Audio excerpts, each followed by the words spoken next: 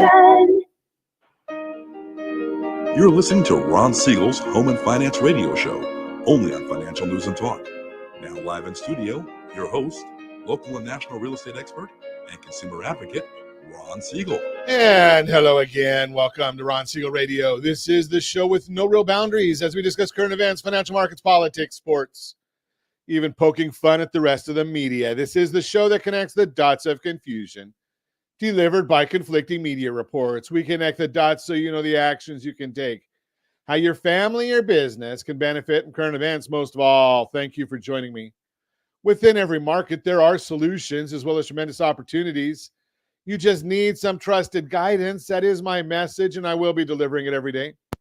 We have a very focused show. We only chat about items that affect the roof over your head, your bank account, and anything I feel would benefit you. But before we get into our intriguing content today, please join me in welcoming our featured guest, first-timer on Ron Siegel Radio, Kohila Sivas. Welcome.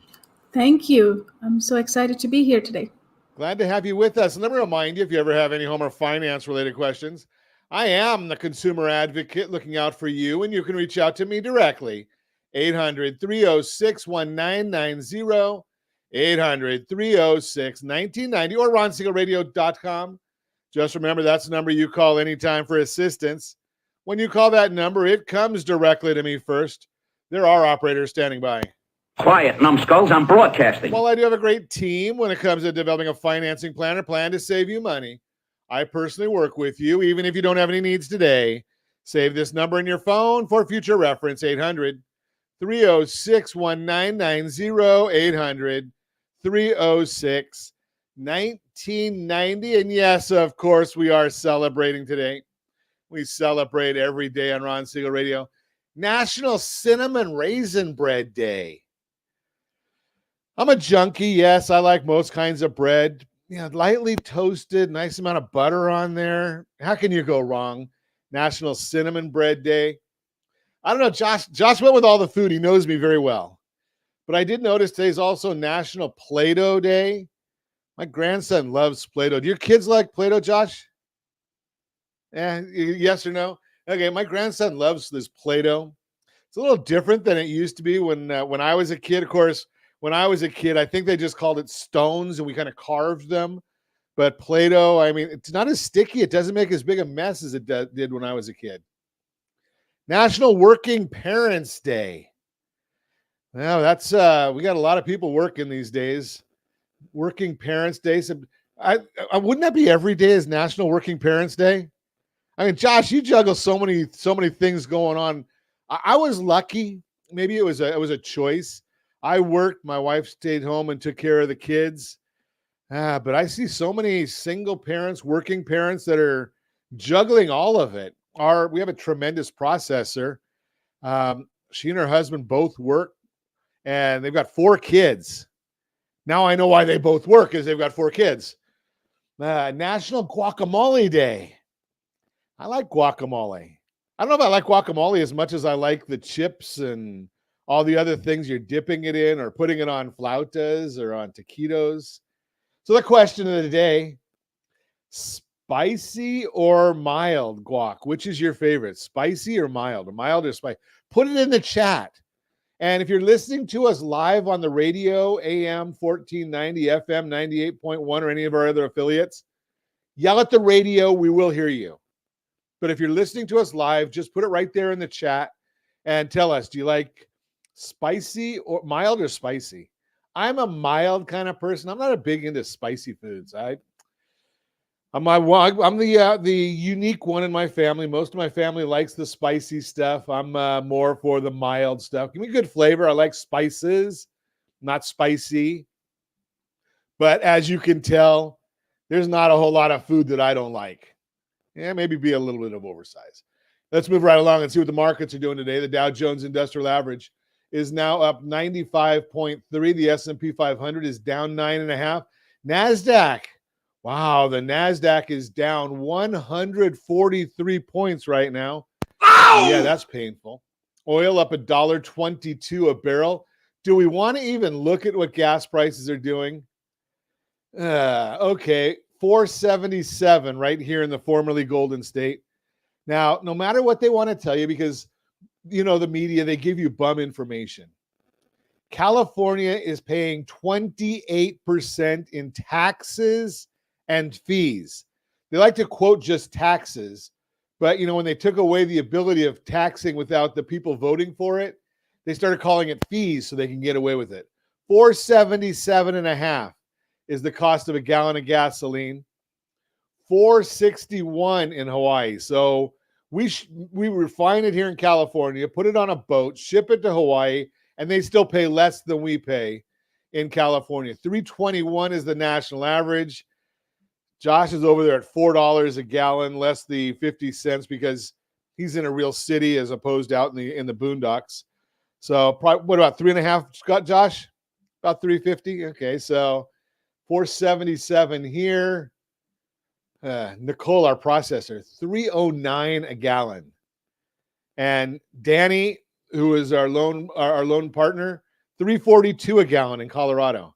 So we're the winner, if you call that a winner, $4.77 a gallon. Let's see what's going on. I don't even want to talk about my fantasy football team. I don't even want to talk about the Rams. Josh, are you a Ram fan, or have you gone to the Raiders now that they've moved to Vegas? No, you haven't gone to either one of those? Okay. Broncos? No, wait. You grew up in Orange County. You went to college in Florida, and you're and live in Vegas, and you became a Bronco fan. I don't know how that all works out. I mean, okay, Bronco fan. Did the Broncos win this weekend? No, they lost too. Okay, so a clean sweep. We're nothing good in any of that stuff. It's going to be a little bit of a quiet couple of days. Today and tomorrow will be relatively quiet in the markets. All the fireworks are going to start around 11 o'clock or 11:30 California time on Wednesday. What are the fireworks? Well, the Federal Reserve is going to make their comments, and we're going to really see what's going on there. And, we're going to watch all of this very closely because we are listening to the pandering from the politicians. Pandering from the politicians. Kamala Harris out there. It's a shame that she doesn't get a good economic advisor. So her latest thing, especially on housing, now housing, we know housing pretty well. The first family I helped get a loan was in 1983. Don't laugh, some of you, because I know you weren't born in 1983. But yes, I did help a family get a loan back in 1983. Been working on home finance and all kinds of finance ever since. But here's the deal.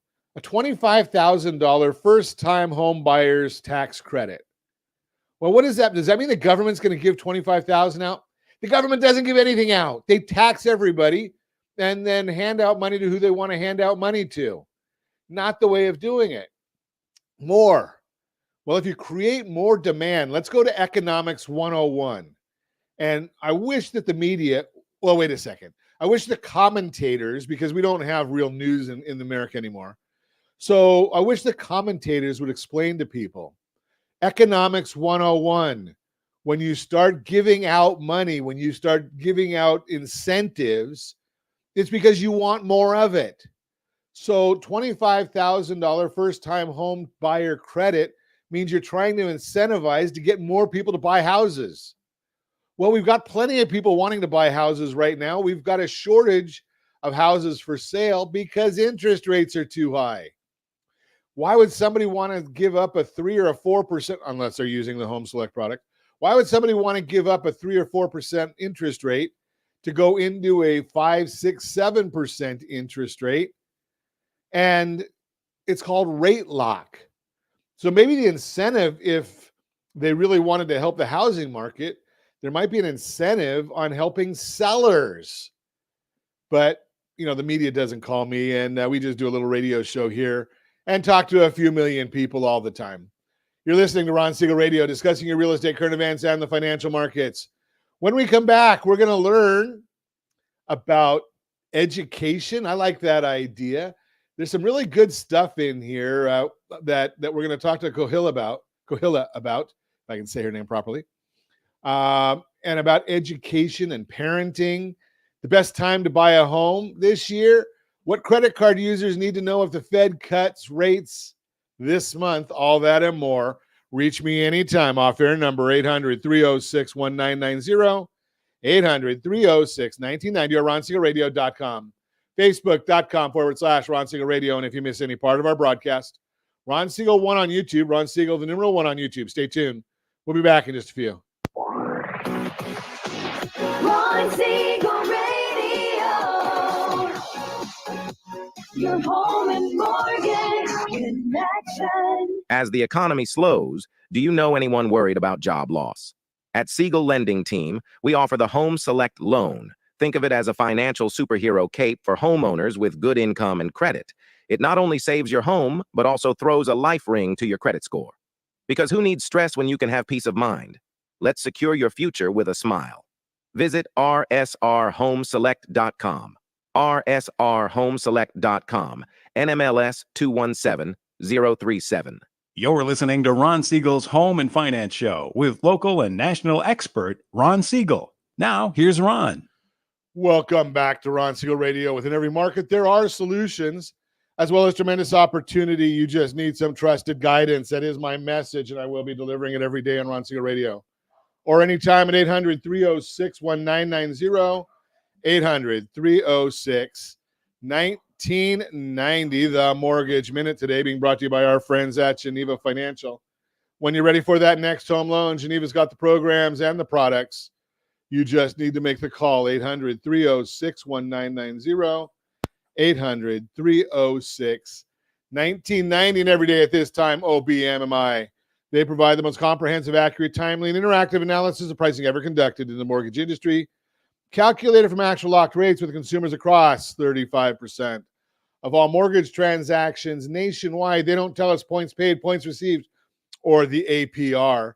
They only tell us the number you need to put in your mortgage calculator to figure out what your principal and interest payment is. If you don't have a mortgage calculator, ronismylender.com. Ronismylender.com will give you one for free. Let's see. Conventional 30-year fixed down 6.096. Jumbo 30-year fixed up 6.488. FHA 30-year fixed down 5.929. VA 30-year fixed down 5.459. And the USDA 30-year fixed, that one was up 5.947. If you want our market commentary, we put that out each business day morning as early as the data allows. rsrlinks.com/market minute, rsrlinks.com/market minute. You can get that commentary. We give it to you for free. We try and get the data out as early as we can. Sometimes the data comes out right as we're getting ready to go on air, so we have to delay a little bit.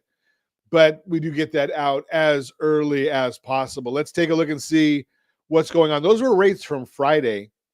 Let's see what the markets are doing today. The S&P 500 is now down 11.5 points. The 10-year Treasury yield, the rate, is down 3 basis points. Mortgage-backed securities, the bond price, up 4 basis points, which really means that, or now it's up 7 basis points, which means when, again, bond price up, rate goes down. That's just the way it works. It's mathematics.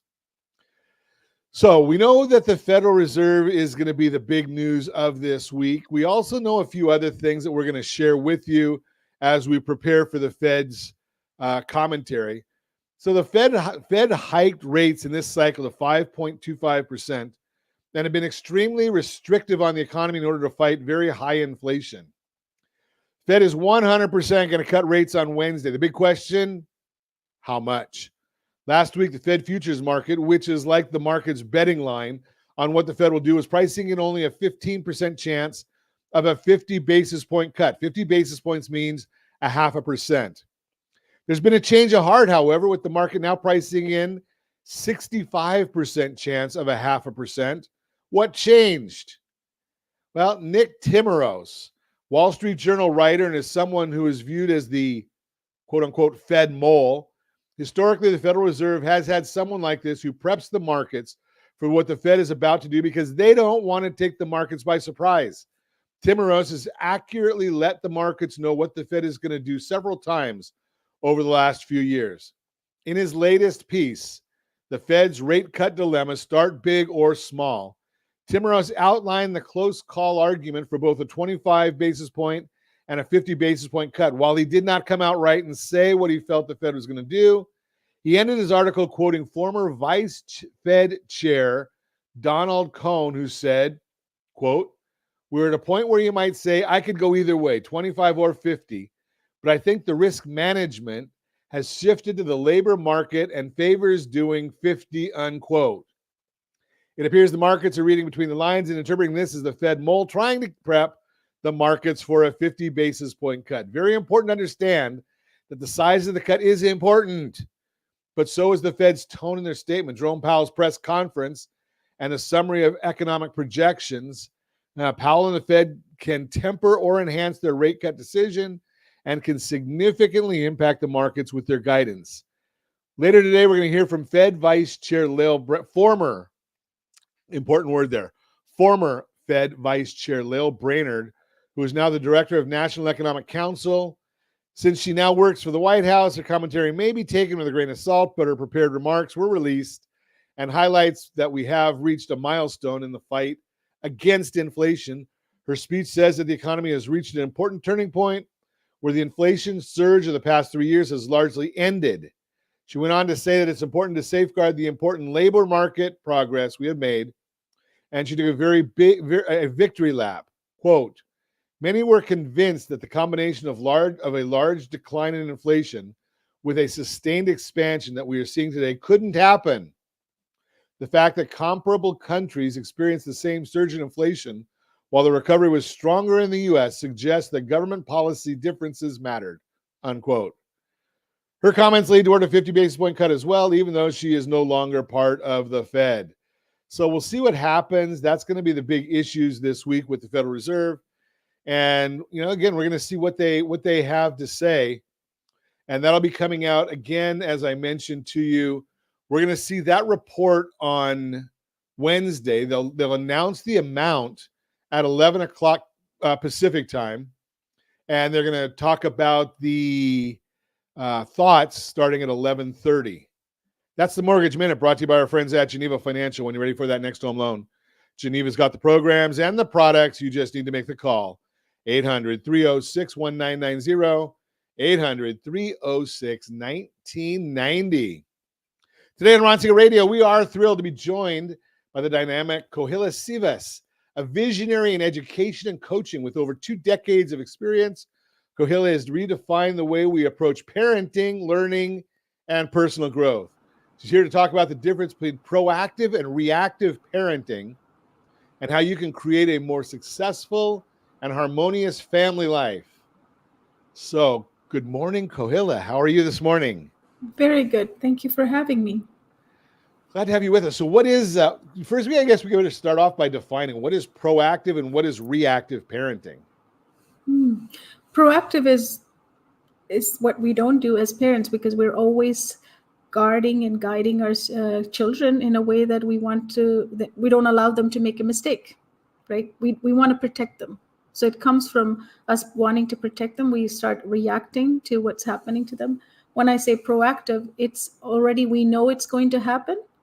Something is going to happen with our children, and we wait for them to act and see what they're doing so we can pre-plan and set a stage for our children as well, right? So it's actually, I've already, for example, it's better if I give an example. For example, my son is going to go to university next year, or college, because he's in grade 12.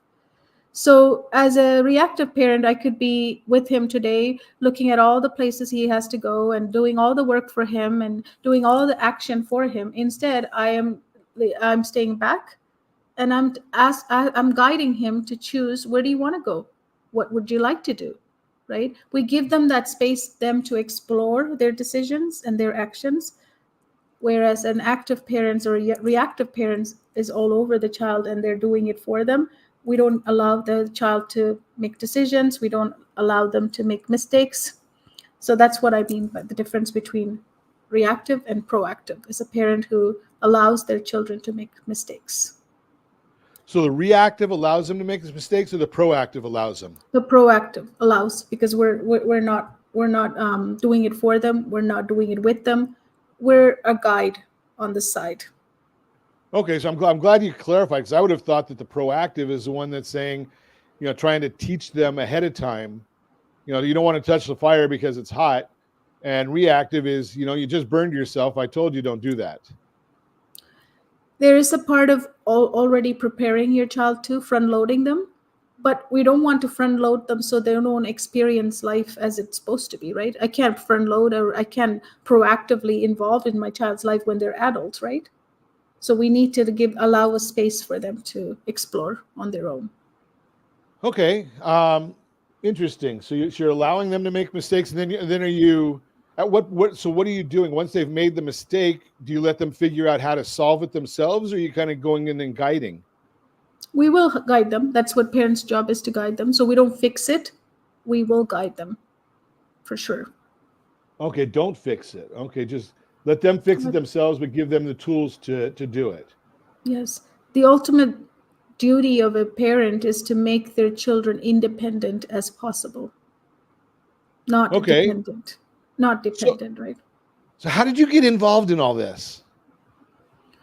I have children myself. I've been with other people's children, over 1,600 plus students, which are my children in a way, with them, Wow. caring for them, taking care of their education side. So I've been involved in the education for so long that I've just worked with so many families.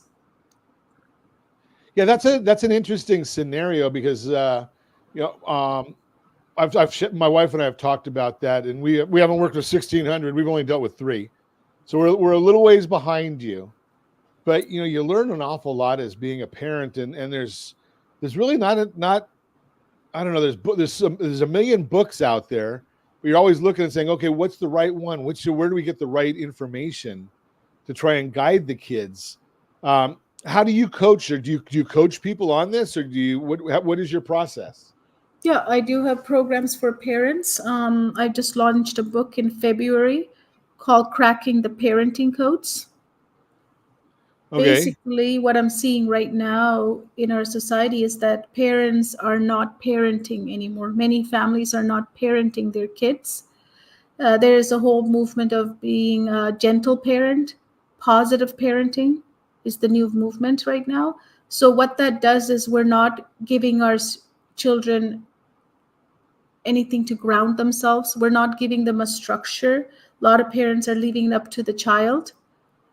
That is a disaster for the child, because the children need structure. They need grounding, right? They need that from their caretakers or who love them.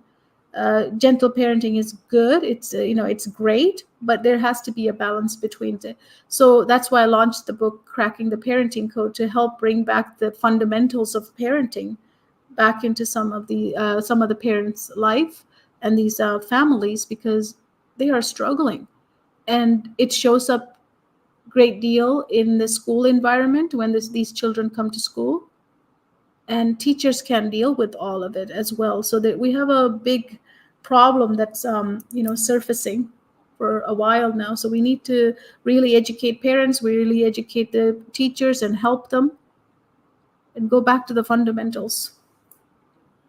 That's an interesting concept, going back to the fundamentals. I want to talk to you about that when we come back. You're listening to Ron Siegel Radio, discussing your real estate current events and the financial markets. We'll also talk about the best time to buy a home this year and more. You can reach me anytime. Off-air number 800-306-1990, 800-306-1990, or RonSiegelRadio.com. Facebook.com/Ron Siegel Radio. And if you miss any part of our broadcast, Ron Siegel 1 on YouTube. Ron Siegel, the number 1 on YouTube. Stay tuned. We'll be back in just a few. Ron Siegel Radio. Your home and mortgage connection. Confused about the home buying process? Or curious how much you really know about buying a home? Take the First Home IQ quiz to test your understanding of buying a home. Created by the nonprofit First Home IQ, this 5-minute quiz will give you a score, what you missed, and why. Take the quiz in 5 minutes at rsrlinks.com/FHIQ and find out what you need to know about buying your first home. That's rsrlinks.com/FHIQ. You're listening to Ron Siegel's Home and Finance Show with local and national expert Ron Siegel. Now, here's Ron. Welcome back to Ron Siegel Radio. Within every market, there are solutions as well as tremendous opportunities. You just need some trusted guidance. That is my message, and I will be delivering it every day on Ron Siegel Radio or anytime at 800-306-1990, 800-306-1990. The real-time real estate segment today being brought to you by rsrmoney.com. rsrmoney.com, the best time to buy a home this year. A shift is underway in the housing market this season. And if you've been sitting on the sidelines waiting for the right moment to jump back into your home buying search, this is a great time to do it. That's because the best week to buy a home this year is just around the corner. Your sweet spot is here. The experts at Realtor.com study seasonal trends to figure out the ideal week for home buyers. Quote, nationally, the best time to buy in 2024 is the week of September 29th through October 5th. This week historically has shown the best balance of market conditions that favor buyers. Inventory tends to be high, prices are below peak levels, demand is wearing, and the pace of the market slows to a more manageable speed, unquote. In addition to the historical trends and typical seasonality that Realtor.com looks at, there are also clear indicators in today's market that you'll see better conditions right now than you would have over the last few years. Mortgage rates just hit their lowest level in 19 months, and that goes a long way to help with your purchasing power and affordability. Andy Walden with Intercontinental Exchange Inc., ICE, points out, quote, recent easing in mortgage rates brought some much-sought relief to prospective home buyers, along with general cooling and home price growth. Rates falling below 6.5% made August the most affordable month for housing since February, unquote. And Ralph McLaughlin, senior economist at Realtor.com, explains that it's not just rates that have improved. Inventory has too. Quote, the number of homes actively for sale continues to be elevated compared with last year, growing by 35.8%, a 10th straight month of growth, and now sits at the highest since May 2020, unquote. That should give you more options. At the same time, sellers now have to compete with each other for your attention. That means they'll be more likely to negotiate because they know their house will sit on the market longer if they don't. As Zillow says, quote, buyers waiting on the sidelines could find that early fall presents a quote-unquote sweet spot where there's less competition from other buyers, more motivated sellers, and lower interest rates to finance their purchases, unquote. Bottom line, if you want to make sure you're ready to take advantage of the sweet spot, give me a call at 800-306-1990, 800-306-1990. We can chat about financing. We can chat about your real estate, what your needs and wants are. Find you a great real estate agent. Again, it's just one phone call, 800-306-1990. That's the real-time real estate segment brought to you by rsrmoney.com, rsrmoney.com. Continuing our conversation this morning, Kohila Sivas is with us. We're chatting about raising kids and structure and 16. You know, it's funny that a comment you made in the last segment, Kohila, is, you know, many of us have experience, especially if you're old like me, but you've got some experience in kids. I've got experience with 3. I've watched family and friends and the different things that they've done. But when you start getting to a study size that you just mentioned, 1,600, that's a whole different stratosphere where you've had the opportunity of seeing what works, what doesn't work. And I know when I was growing up, we didn't have gentle parenting. I think the difference between gentle parenting and everything else was if I got the wrong look from my mom, that was gentle parenting. And structure meant my dad came in and I got a few swats to reinforce mom's look. Mm-hmm. Do you believe that is the structure, the giving not hurting, but a timely swats, is that beneficial? Does that do anything, or am I just old? The structure I meant is not I grew up in a family where hitting was okay, right? Those time. I'm not saying those strict, forceful way of parenting is the right way to do it. I meant when I said structure is setting a boundary for our children to explore the world, so that they actually know that boundary, and you don't need to be there to tell them all the time that you're not supposed to do that, or I'm going to hit you if you do that. That was the old way of parenting, right? For me, the new way of parenting is still implementing a boundary for them, because if I don't have a boundary, I'm not sure yet, because I'm still a young person. I don't know this world. So my parents will know what's the safe boundary for me to explore. That's what I mean. So that's the grounding I'm talking about. That's the structure I'm talking about. And that's the way to be proactive with your children, is to draw those boundaries so our children can explore it without fear. So is there any consequences for violating the boundary?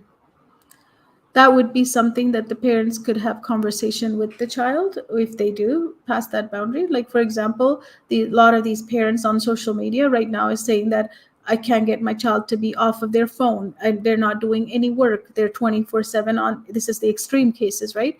They're on their phone and devices. How do I do it? I don't have any control. I don't have any way of getting them off. So now that is a boundary that was never discussed, right? We give these tools to our kids, and we just leave them. We should set up a boundary. What is your boundary? So for my son, the boundary is that after this hour, you're not supposed to touch this device, because that's a tool that needs to be turned off. It's a tool that I don't like to be in your bedroom, because I don't know who can come and visit you in your bedroom on your phone, because I trust you, but I don't trust the phone. So these are boundaries I'm setting up, so I don't need to be on top of him all the time going, what are you doing? What are you doing? Where are you at? I don't need to nag him. He knows the boundaries. If he goes off of it, he knows that tool is mine. It's not his, because I bought it. Okay. So from my world or my perspective, the consequence is if he violates your boundary, the device might disappear from his possession. Yeah, and that's due to safety, right? All of it comes down to us building our children up to be the adult. They can exist in this world, and they can function normally. If we're not giving those boundaries, they're going to be, now we have household of kids that are on the phone, on the device, on the console playing, and the parents don't even know how to get them off. They're like, get away from me, don't talk to me. Now they lost all control. Now how do we correct that? Well, one of the things that you and I are talking about right now is, I guess, a issue of the fortunate. Right? There's a lot of less fortunate people out there that listen to radio and listen to us on our broadcasts. Their kids, they don't have the wherewithal for their kids to have the phones and the iPads and all that. Do you use the same issues for the affluent and the non-affluent alike? Yeah, all children need boundaries set by adults. Actually, they enjoy the boundaries because they don't know what's safe for them, right? And if we leave them all to you figure it out, I'm not going to set any boundaries. Now they don't know how far they should go to explore it. But having that gives them that, also the feeling that I love you, I care about you. The boundary is set because I love you. That's an interesting concept, because a lot of people think that by being a pacifist, that the child is going to feel the love, as opposed to my belief is, and I think so others, is that the kids do want a boundary. They appreciate the fact that they don't get to do everything that they want to do, that there's some guidance in there. They love it. They love, and that's what grounds them. It grounds them so much that they don't have to take this whole world at one time. Like, there's a structure, there's a step by step, we take the baby step to explore the world, right? So they love it. That's to me, that's a very important part that's missed a lot right now, is the idea that, there's so many areas that in our world, people are believing that the kids are able to consume everything all at one shot, instead of giving them bite-sized pieces that you just mentioned. Yeah, very important. That's also a structure that a parent proactively should design. How did you part of get the into all this, Kohila? I'm a suicide survivor, so I did have a bad childhood in terms of my dad was alcoholic. So I knew that that's not how I wanted to parent. After surviving the suicide attempt, I fell in love with math. It became a therapy for me. So I really cracked the codes of math. So I can teach math to anybody. People come to me, they say, my child cannot learn math ever again because some people told them that. I say, no, you can learn math because I was never good at anything either. But there's a way to learn, right? We don't teach our students how to learn. We just tell everyone what to learn. Like the education system is designed to show people what to learn. But there's a way that I learn, and there's a way that you learn. There's a way that every child learn. For me, that is the code that I look for. How do you learn? I'm always curious about with every child, how do you learn? And from there, we build a program. Now I have expanded into not just working with math and learning to learn, but now I train other teachers and educators in my methodology. I have a methodology that teaches teachers how to really be curious about how a child learns. And this looks beyond all labels. We don't care what you're identified as. You have ADHD, you have autism, you have learning disability. My method doesn't look at any of that. I just look at the child and go, how do you learn? And we Now, have do I have to be an pieces. expert in reading the child in order to become a teacher of this process, or does your courses help me to figure out? In my case, it would be like my grandkids. Do I have to? How would I know what's their methodology? I mean, I know that I don't learn from reading because I'm a poor reader. I learn from listening. You say something, I hear it, I take it in. I'm a audio and visual learner. Yeah. It goes beyond that because we all have our own mind print, our the way our brain is wired and how we work. We look at that. So it is a training. What I have developed is a neurological training. We work at the neurological level to rewire the neurological path. So it's a permanent results and a transformation. So that's what the coaches and teachers that go through my program get certified as. After that, they get to work with the families, delivering whatever support they need. It could be parenting support, it could be subject-based support, or it could be their IEP, right? Which is the every child gets one if they are labeled with some sort of learning disability. But unfortunately, those never get met at the school system. They're done, get the funding, but as much as possible, it doesn't get implemented with the child. Very little gets implemented. The child still needs help, and the help is, how do you learn is the biggest help anyone can do, is be curious about that child. Because when we put labels, we tend to just follow what the label says, and under the label, now you're going to do this. For me, it never worked like that. For me, it's always like, how do you learn? That's a whole different process, because in the schools, you really can't do that in a school. And if you got a class of 25, how do you deal with every individual? But I want to talk more about that when we come back. You're listening to Ron Siegel Radio, discussing your real estate current events and the financial markets. Not sure if we're going to get to our Your Credit Matters segment today, because I'm fascinated by our conversation with Kohila Sivas, talking today about education, educating young people, raising young people. They're our future. You can reach me anytime, 800-306-1990, 800-306-1990, or RonSiegelRadio.com, Facebook.com/Ron Siegel Radio. And if you miss any part of our broadcast, Ron Siegel 1 on YouTube, Ron Siegel, the numeral 1 on YouTube. Stay tuned. We'll be back in just a few. Ron Siegel Radio. Your home and mortgage connection. Confused about the home buying process? Or curious how much you really know about buying a home? Take the First Home IQ quiz to test your understanding of buying a home.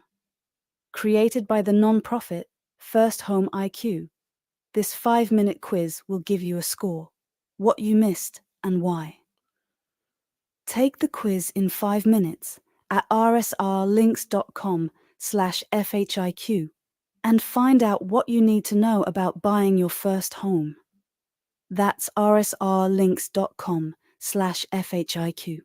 You're listening to Ron Siegel's Home and Finance Show with local and national expert Ron Siegel. Now, here's Ron. Welcome back to Ron Siegel Radio. Within every market, there are solutions as well as tremendous opportunities. You just need some trusted guidance. That is my message, and I will be delivering it every day on Ron Siegel Radio or anytime at 800-306-1990, 800-306-1990. Borrow Smart segment today being brought to you by RSRHomeselect.com, RSRHomeselect.com. If you're tired of having a mortgage, well, the Home Select product will get you out of your mortgage, get it paid off without having to make extra payments. It is a process. It's the way of paying your mortgage that works. We can share it with you. All the details right there, RSRHomeselect.com, RSRHomeselect.com. Again, borrow smart, repay smart. That's our thought process here at Ron Siegel Radio. Continue our conversation with Kohila Sivas. We're talking about learning, educating our young folks. So, Kohila, what is mind soil cultivation? Explain that one to me. I'm not sure. Mind soil cultivation. Clear. We have become, we stopped being curious about how someone learns because we're in the school system. We go through a pre-designed model that we have to all mold through, right? At the end of the day, we all have to function the similar way. But we're not though. We're so different. All of us are so different. How can we mold into the same people at the end of the day, right? So this is why the education system's not working for so long for many of us. So the mind soil cultivation, I look at it as we're sending messages to these students. We're sending information to these students, but the students are not ready to receive them. Right now, the school system is in such a mess. They're just basically taking care of behaviors of students and managing the behaviors right now. There's not very little learning that's happening in classrooms. Why? Because the mind soil of those students are not ready. And we don't even care about it. We keep sending information. The kids are saying, I don't want this information. I don't know why you're sending these information to me. Why should I learn these? And we just say, it's the curriculum. You have to learn it. That's not an answer. That's just doesn't, these days kids are so smart than we think. So what I do with my students is I don't begin by sending information to them. We get curious about how do you learn. We want to figure out their mind print first. So what I think of that as a cultivating the soil. So if a farmer wants to plant something, he doesn't just go onto any land and start planting and thinks that he's going to harvest, right? He's got to prepare the soil first. The soil preparation is first. Then you can plant the seeds. Then you can expect a full harvest. Same way with students, we need to take care of their mind first before we can expect them to learn anything. So there's no point in sending information, pushing them to learn, telling them it's the curriculum, you have to learn it, otherwise, you're in trouble. None of this is going to work. You have to prepare their mind soil. So that's part of our process is how do we prepare this mind soil? We take care of that. And then when the child prepares their mind, they're ready to receive, they learn it on their own. They're intrinsically motivated. They want to learn. No one is forcing or pushing information at them. They know why they're learning. They know how to learn. They want to learn. So this is what's missing in our education system. And that's why I left the education system 12 years ago. And I created the methodology and the way. And now we have over 300 plus teachers and educators trained under our methodology to serve these students. So how does a teacher and educators deal with this when they're working? Because they've got the students for most of the time all they have is a student for a year. Yep. So how are you helping? I guess you almost have to do it either from a whole school standpoint or from a process or homeschooling. How are you dealing with getting teachers educated in this? Yeah, good question. So at the moment, the methodology and how these 300 plus educators are helping is they're implementing it as much as possible in the classroom. Also, they're starting their own business to serve them from the outside. So we serve from the outside. Sometimes, in a system like the education system, which is so developed and so advanced and so many stakeholders' opinions matters, you can't just take something and implement it right away. It takes time. So we decided to fix the education from the outside It hasn't fully gone inside the classrooms yet because I don't think it's ready yet. It's going through its turbulence right now. So that's why we help from the external, and we have been helping, hundreds of families now. We want to help millions of families. That's my mission. In that time, we're also helping the parents and families who need the help. We have free coaching for parents and students. They can come and through our paid forward program, right? So we actually are doing for, you were asking about what about the parents who don't have money, how do they get this help? We have free service for that as well. So to find all of that, they can just go to kohilasivas.com and they can just click, there's a link there for the parents to sign up, and all they need to do is sign up and we'll provide them with free coaching. And exactly this coaching and the powerful method that we created. So to answer your question, we're not in the school system 100%. Some teachers are using it in the classrooms, but many are just doing it from the outside on their own. Interesting. It's fascinating. So we took, I don't think we put that website on there. Josh, put up this site that we have, that we set up a link, rsrlinks.com/learning, rsrlinks.com/learning. And that goes to, I think, a different site of yours, Kohila. Yeah, Learning Success Academy. Okay, and that's different than kohilasivas.com, right? Yeah, I created one for today and for events that I'm attending, because basically this link has all of the things that we offer. So there's a magazine that we are launching October 15th for parents. So they can get that for free by signing up. They can sign up for this coaching. If you're a parent who's in need and you want support for your children, we have that for free.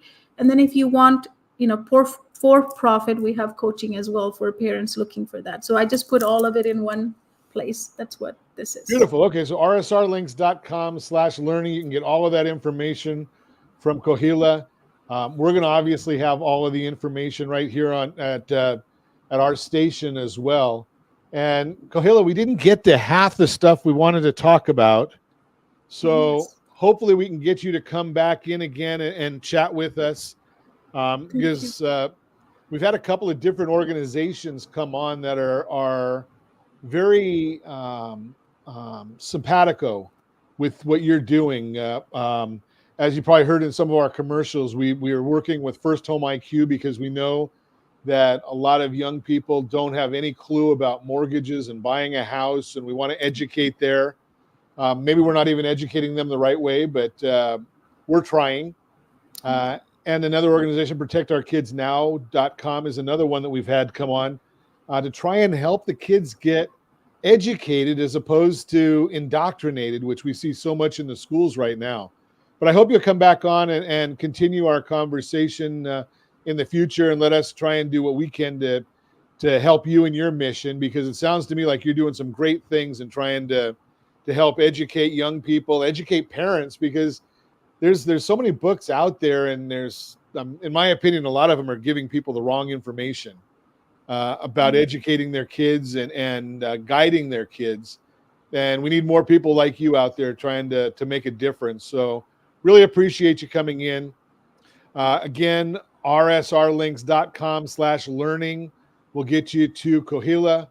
And you can call us again at the show at ron@ronsiegelradio.com. And as always, we ask, set that first radio preset button to come back here and join Ron Siegel Radio, where we only speak about items affecting your house and your bank account.